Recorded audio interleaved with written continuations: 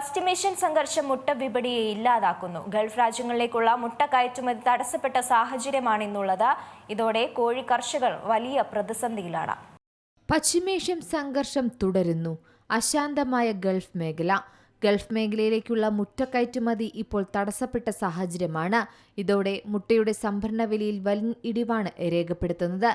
അതിനാൽ തന്നെ കർഷകരെല്ലാം വലിയ പ്രതിസന്ധിയിലാണ്.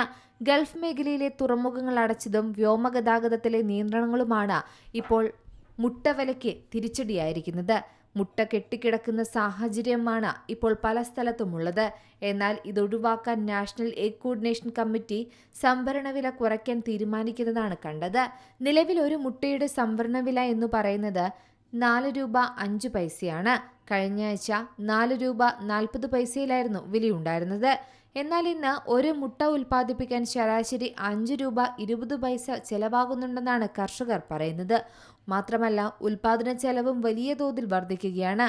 ഈ സമയത്ത് കുറഞ്ഞ വിലയിൽ മുട്ട വിൽക്കുന്നത് കർഷകർക്ക് വലിയ തിരിച്ചടി തന്നെയാണ് നൽകുന്നത്. പ്രത്യേകിച്ച് മുട്ട ഉൽപാദനത്തിന്റെ പ്രധാന കേന്ദ്രമായ തമിഴ്നാട്ടിലെ നാമക്കലിൽ കോഴി കർഷകർ വലിയ പ്രതിസന്ധിയാണ് നേരിടുന്നത്.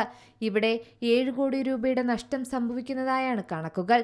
ഇവിടെ ഏകദേശം 1200 മുട്ട ഫാമുകളാണുള്ളത്. എന്നാൽ ഇവിടെ നിന്നും ദിവസവും ശരാശരി 6 കോടി മുട്ടകളാണ് ഉൽപ്പാദിപ്പിക്കുന്നത്. UAE, Oman, Qatar, Kuwait, Bahrain തുടങ്ങിയ രാജ്യങ്ങളിലേക്ക് പ്രതിദിനം അയച്ചിരുന്ന 80 ലക്ഷത്തോളം മുട്ടയുടെ കയറ്റുമതിയാണ് ഇപ്പോൾ പൂർണ്ണമായും വെട്ടിലായിരിക്കുന്നത്. ഈ മുട്ടകൾ പ്രാദേശിക വിപണിയിൽ തന്നെ ബാക്കി വരുന്നത് വില ഇനിയും താഴാൻ കാരണമായേക്കുമെന്ന ആശങ്കയാണ് കർഷകർക്കുമുള്ളത്.